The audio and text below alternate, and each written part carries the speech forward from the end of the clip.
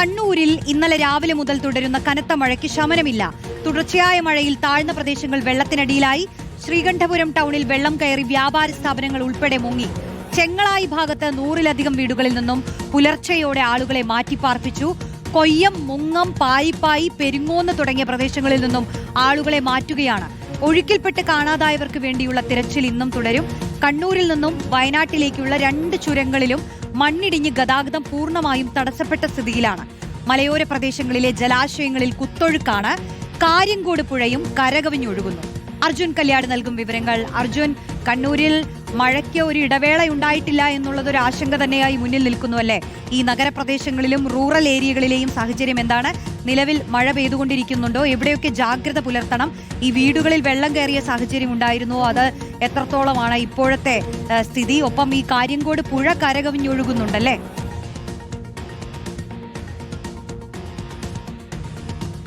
റോഷ്നി, തീർച്ചയായിട്ടും ശക്തമായിട്ടുള്ള മഴ ഇന്നലെ പുലർച്ചെ തുടങ്ങിയിട്ടുള്ള മഴയാണ്. ഇന്നിപ്പോൾ ഈ സമയമാകുമ്പോഴും അത് പൂർണ്ണമായി ശമിച്ചു എന്ന് പറയാൻ വേണ്ടി കഴിയാതെ ശക്തമായി തന്നെ മഴ പെയ്യുന്നുണ്ട്. കണ്ണൂരിൻ്റെ മലയോര മേഖലയിലാണ് വലിയ രീതിയിലുള്ള നാശനഷ്ടങ്ങൾ ഇന്നലെ ഉൾപ്പെടെ ഉണ്ടായത്. പല പാലങ്ങളും ഒടിച്ചു പോകുന്ന അവസ്ഥ പോലും ഉണ്ടായിട്ടുണ്ട്. പല വീടുകളിലും വെള്ളം കയറി, പല സ്ഥാപനങ്ങളും വെള്ളം കയറി, അതിലുള്ള സാധന സാമഗ്രികളെല്ലാം നശിക്കുന്ന അവസ്ഥ പോലും ഉണ്ടായിട്ടുണ്ട്. എന്തായാലും സ്ഥിതി ഇപ്പോഴും ആശ്വാസകരമാണ് എന്ന് പറയുന്ന ഒരു തരത്തിലേക്ക് എത്തിയിട്ടില്ല, അല്ലെങ്കിൽ ആശങ്ക വിട്ടൊഴിഞ്ഞിട്ടില്ല എന്ന് തന്നെയാണ് ഈ സമയത്തും നമുക്ക് പറയാൻ വേണ്ടി കഴിയുന്നത്. കാരണം ഈ പറയുന്ന മലയോര മേഖലകളിലുള്ള ഉരുൾപൊട്ടലിലെ വെള്ളമൊക്കെ കുത്തിയൊലിച്ച് ഈ പറയുന്ന താഴ്ന്ന മേഖലകളിലേക്കൊക്കെ ഒഴുകിയെത്തി അവിടെയൊക്കെ വെള്ളം കയറി വീടുകളിലും അതുപോലെ തന്നെ കടകളിലും ടൗണുകളിലും നഗരപ്രദേശങ്ങളിലുമൊക്കെ വെള്ളത്തിനടിയിലാവുന്ന ഒരു സാഹചര്യം ഇപ്പോഴും ഉണ്ട്. അതായത് ഇപ്പോഴും ഈ താഴ്ന്ന പ്രദേശങ്ങളിൽ ജലനിരപ്പ് താഴുകയല്ല, അത് പതിയെ പതിയെ ഉയർന്നുകൊണ്ടിരിക്കുകയാണ് എന്നാണ് നമുക്ക് ലഭ്യമാവുന്ന വിവരം. ഏറ്റവും പ്രധാനമായി ശ്രീകണ്ഠപുരം നഗരമാണ്. ശ്രീകണ്ഠപുരം നഗരത്തിൽ സാധാരണ രീതിയിൽ മഴ പെയ്തു കഴിഞ്ഞാൽ തന്നെ അല്പം പ്രയാസമുണ്ടാവുന്ന ഒരു പ്രദേശമാണ്. പക്ഷേ ഇന്നലെ വൈകുന്നേരത്തോടു കൂടിയാണ് വളരെ പൊടുന്നനെ വെള്ളം ഇങ്ങനെ ഇരച്ച് കയറുന്നത്. അതായത് സാധാരണ രീതിയിൽ കയറുന്ന ഒരു രീതിയിലല്ല വെള്ളം കയറിയത്. വളരെ പൊടുന്നനെയായിരുന്നു ഈ വെള്ളം ഇരച്ച് ടൗണിലേക്കും അത് റോഡിലേക്കും പിന്നീട് ബസ് സ്റ്റാൻഡിലേക്കും ഉൾപ്പെടെ വ്യാപിക്കുന്ന ഒരു സ്ഥിതി ഉണ്ടായത്. അതുകൊണ്ട് തന്നെ വ്യാപാരികൾക്ക് വലിയ നാശനഷ്ടം സംഭവിച്ചിട്ടുണ്ട് എന്നുള്ളതാണ് ഇപ്പോൾ തന്നെ പ്രാഥമികമായി കണക്കാക്കുന്നത്. അതിനു പുറമെ ചെങ്ങളായി പ്രദേശം ഒരു പുഴയോട് ചേർന്ന് നിൽക്കുന്ന ഒരു പ്രദേശമാണ്. അവിടെ സാധാരണ രീതിയിൽ വയലിലും മറ്റു പ്രദേശങ്ങളിലുമൊക്കെ വെള്ളം കയറാറുണ്ട്. ശക്തമായ രീതിയിൽ മഴ പെയ്തു കഴിഞ്ഞാൽ ചില വീടുകളിലും വെള്ളം കയറാറുണ്ട്. പക്ഷേ ഇതേ സാഹചര്യം തന്നെയാണ് അവിടെയും സംഭവിച്ചിരിക്കുന്നത്. കാരണം വളരെ പെട്ടെന്നായിരുന്നു ഈ വെള്ളം ഇരച്ചു കയറിയത്. അതുകൊണ്ട് തന്നെ വീടുകളിൽ നിന്ന് ആളുകൾക്ക് വളരെ പെട്ടെന്ന് മറ്റൊരു സുരക്ഷിത സ്ഥാനത്തേക്ക് മാറാൻ വേണ്ടി കഴിഞ്ഞിട്ടില്ല. അവരുടെ വീട്ടിലുള്ള വീട്ടുപകരണങ്ങളും സാമഗ്രികളും ഒന്നും തന്നെ സുരക്ഷിതമായി മാറ്റാൻ വേണ്ടി കഴിഞ്ഞിട്ടില്ല. അങ്ങനെ ഒരുപാട് പ്രയാസങ്ങളുണ്ട്.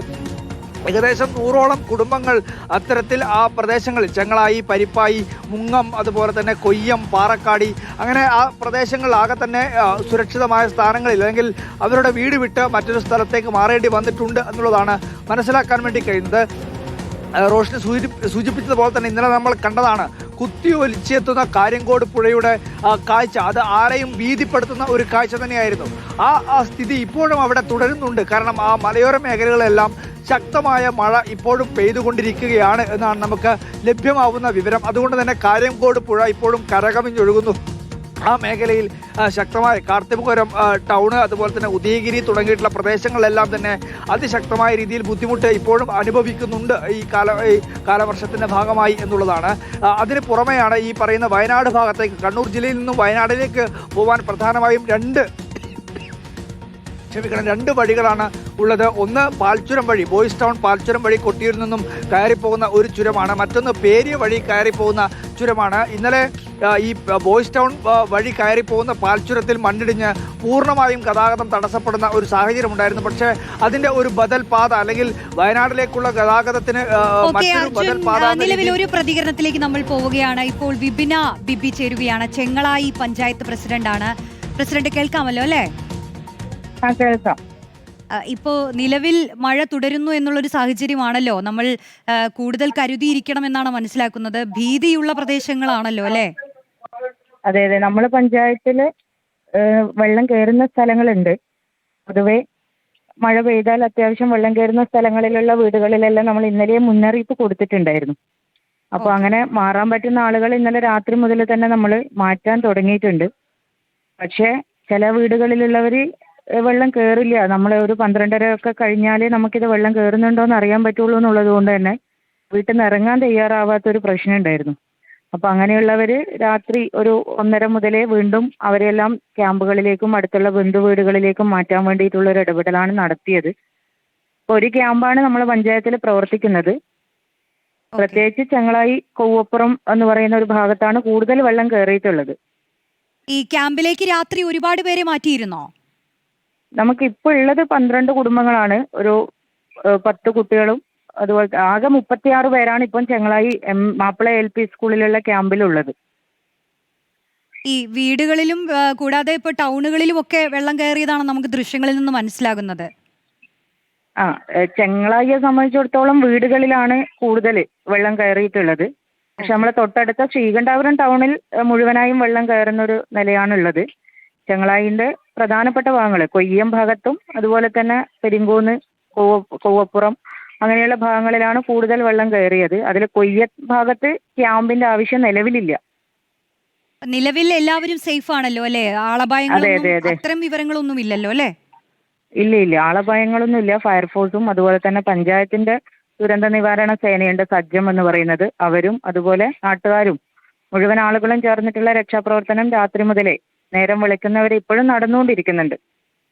ഈ ഇപ്പോൾ നിലവിൽ പകൽ ഇനി മഴ ശക്തമായി പെയ്യുകയാണെങ്കിൽ സാഹചര്യം കുറച്ച് വഷളാവും അല്ലേ? അങ്ങനെയാണോ? പൊതുവെ മഴ നമുക്ക് കുറഞ്ഞതുപോലെ ഉണ്ട്. ഇടയ്ക്ക് ഒരു വലിയ മഴ പെയ്യുന്നതല്ലാതെ മഴയുടെ അളവ് താരതമ്യേന കുറഞ്ഞിട്ടുണ്ട്. പക്ഷെ വെള്ളം കുറച്ചധികം വരികയും ചെയ്തു. അങ്ങനെയാണുള്ളത്. ഓക്കെ, ശരി. വിപിന ബിബിയാണ് പ്രതികരിച്ചത്. ചെങ്ങളായി പഞ്ചായത്ത് പ്രസിഡന്റാണ്.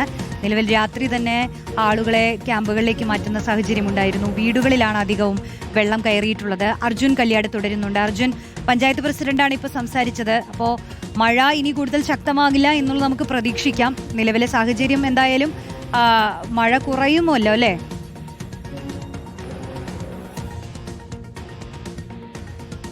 തീർച്ചയായിട്ടും റോഷൻ, ഞാനിപ്പോൾ നിൽക്കുന്നത് മയ്യിൽ പ്രദേശത്താണ്. ഈ പറയുന്ന ശ്രീകണ്ഠാപുരം ചെങ്ങളായി എന്നതിൻ്റെ തൊട്ടടുത്ത് തന്നെ നിൽക്കുന്ന ഒരു പ്രദേശമാണ് ഈ മയ്യിൽ പ്രദേശം. ഇവിടെയൊക്കെ നമ്മളിപ്പോൾ ഈ രാവിലെ ഈ സമയത്തും മഴ അല്പം ശമിച്ച രീതിയിൽ കാണാൻ വേണ്ടി കഴിയും. പക്ഷേ ഈ പ്രദേശങ്ങളിൽ ഈ വെള്ളം കയറുന്നതിൻ്റെ പ്രധാനപ്പെട്ട കാരണം അവിടങ്ങളിൽ പെയ്യുന്ന മഴയുടെ അളവിനല്ല. അതായത് ഈ മലയോര മേഖലയിലൊക്കെ വലിയ രീതിയിൽ ഉരുൾപൊട്ടലും വലിയ രീതിയിൽ മഴയും ഒക്കെ പെയ്തു കഴിഞ്ഞാൽ ഈ വെള്ളമൊക്കെ കുതിച്ചെത്തുന്നത് അല്ലെങ്കിൽ ഈ മലവെള്ളപ്പാച്ചിലായി ഒഴുകിയെത്തുന്നത് ശ്രീകണ്ഠാപുരം പുഴയിലേക്കാണ്. ഇത് പിന്നീട് വളപട്ടണം പുഴയിലേക്കാണ്. പക്ഷേ ഇവിടെ നിന്നൊക്കെ അല്ലെങ്കിൽ ഈ വലിയ അളവിലേക്ക് ഈ പുഴകളിലേക്ക് വെള്ളം എത്തുമ്പോൾ അത് സ്വാഭാവികമായും ഈ പറയുന്ന വളപട്ടണം പുഴ വഴി കടലിലേക്ക് പോവാതിരിക്കുന്ന അല്ലെങ്കിൽ അത്തരം വലിയ രീതിയിലൊരു കുത്തൊഴുക്കുണ്ടാകുന്ന സാഹചര്യങ്ങളിലാണ് ഈ പ്രദേശങ്ങളിലെല്ലാം തന്നെ താഴ്ന്ന പ്രദേശങ്ങൾ വെള്ളത്തിനടിയിലാവുന്നത്. ഈ മലയോര മേഖലയിൽ ഇപ്പോഴും മഴ പെയ്യുന്നു എന്നതാണ് ഈ പ്രദേശങ്ങളിൽ ഏറ്റവും കൂടുതൽ ആശങ്കയുണ്ടാക്കുന്നത്. ആ പ്രദേശങ്ങളിൽ ഇപ്പോൾ ചെങ്ങളായിലായാലും ശ്രീകണ്ഠാപുരത്തായാലും ഞാനിപ്പോൾ നിൽക്കുന്ന ഈ മയ്യിൽ പ്രദേശത്തായാലും മഴ കുറവാണ്. പക്ഷേ ഈ പ്രദേശങ്ങളിൽ മഴ കുറഞ്ഞു കഴിഞ്ഞാലും മലയോര മേഖലകളിൽ ഉരുൾപൊട്ടലോ അല്ലെങ്കിൽ ആ തരത്തിൽ ശക്തമായ മഴയോ കുത്തൊഴുക്കോ മലവെള്ളപ്പാച്ചിലോ ഒക്കെ ഉണ്ടായിക്കഴിഞ്ഞാൽ സ്വാഭാവികമായും അത് താഴ്ന്ന പ്രദേശങ്ങളായിട്ടുള്ള ഈ ശ്രീകണ്ഠാപുരം, ചെങ്ങളായി തുടങ്ങിയിട്ടുള്ള മേഖലകളൊക്കെ, കൊയ്യം, പാറക്കാടി, മുങ്ങം തുടങ്ങിയിട്ടുള്ള മേഖലകളൊക്കെ അവിടെയുള്ള ജനവാസ മേഖലകളിൽ വീടുകളിലൊക്കെ വെള്ളം കയറാനുള്ള സാധ്യത കൂടുതൽ ആണ്. എന്തായാലും ഈ പ്രദേശങ്ങളിൽ നിന്നും ആളുകളെ ഇപ്പോൾ സുരക്ഷിത സ്ഥാനത്തേക്ക് ദുരിതാശ്വാസ ക്യാമ്പിൽ ഇപ്പോൾ 30-ലധികം പേരാണ് ഇപ്പോൾ ചെങ്ങളായി പഞ്ചായത്തിൽ മാത്രമുള്ളത്. അതിനു പുറമെ ബന്ധുവീടുകളിലേക്ക് മാറിയവരുണ്ട്. ആ വീടുകൾ വിട്ട് തൊട്ടടുത്ത മറ്റ് അയൽപക്ക വീടുകളിലേക്കും അല്ലെങ്കിൽ മറ്റ് സുരക്ഷിതമായ വീടുകളിലേക്കൊക്കെ മാറിയിട്ടുള്ള ആളുകളുണ്ട്. അങ്ങനെ ഏകദേശം 100ഓളം കുടുംബങ്ങൾ ഇപ്പോൾ തന്നെ അവിടെ നിന്ന് മറ്റൊരു സുരക്ഷിത സ്ഥാനത്തേക്ക് മാറിയിട്ടുണ്ട്. ഇപ്പോഴും അവിടെ ആളുകളെ മാറ്റിക്കൊണ്ടിരിക്കുന്നു. വെള്ളം ഉയർന്നുകൊണ്ടേയിരിക്കുകയാണ്. ഏതെങ്കിലും ഒരു സാഹചര്യത്തിൽ ഇതിങ്ങനെ താഴ്ന്നു പോകുന്ന സ്ഥിതി ഉണ്ടാവുന്നില്ല എന്നുള്ളതാണ് അവിടെയുള്ള ആളുകളോടൊക്കെ സംസാരിക്കുമ്പോൾ പറയുന്നത്. മെല്ലെ മെല്ലെ ആണെങ്കിലും ഇത് ജലനിരപ്പ് ഈ പ്രദേശങ്ങളിലെല്ലാം ഉയരുന്ന സാഹചര്യം തന്നെയാണ് ഇപ്പോഴും ഉള്ളത് എന്നുള്ളതാണ് അവിടങ്ങളിൽ നിന്നും ആളുകളോട് സംസാരിക്കുമ്പോൾ മനസ്സിലാവുന്നത്. എന്തായാലും സ്ഥിതി ഇപ്പോഴും ആശ്വാസകരമായ ഒരു സ്ഥിതിയിലേക്ക് എത്തിയിട്ടില്ല. ആശങ്കപ്പെടുത്തുന്ന സാഹചര്യം തന്നെയാണുള്ളത്. പക്ഷേ ആ സമയത്തും ഫയർഫോഴ്സിന്റെയും പോലീസിന്റെയും നാട്ടുകാരുടെയും സന്നദ്ധ പ്രവർത്തകരുടെയും തദ്ദേശ സ്ഥാപനങ്ങളുടെയും ഒക്കെ നേതൃത്വത്തിൽ ആവശ്യമായിട്ടുള്ള എല്ലാ ക്രമീകരണങ്ങളും ജില്ലാ ഭരണകൂടം ഉൾപ്പെടെ വ്യക്തമാക്കുന്നത് ഏത് സാഹചര്യത്തെയും നേരിടാൻ പര്യാപ്തമായ രീതിയിലുള്ള ക്രമീകരണങ്ങളും സജ്ജീകരണങ്ങളും സംവിധാനങ്ങളും ഒക്കെ ഒരുങ്ങിയിട്ടുണ്ട്. അതിനാവശ്യമായിട്ടുള്ള ക്രമീകരണങ്ങൾ പൂർത്തിയായിട്ടുണ്ട് എന്നുള്ളതാണ്. ശരി, അർജുൻ കല്യാടാണ് കണ്ണൂരിലെ സാഹചര്യം വിശദീകരിച്ചത്.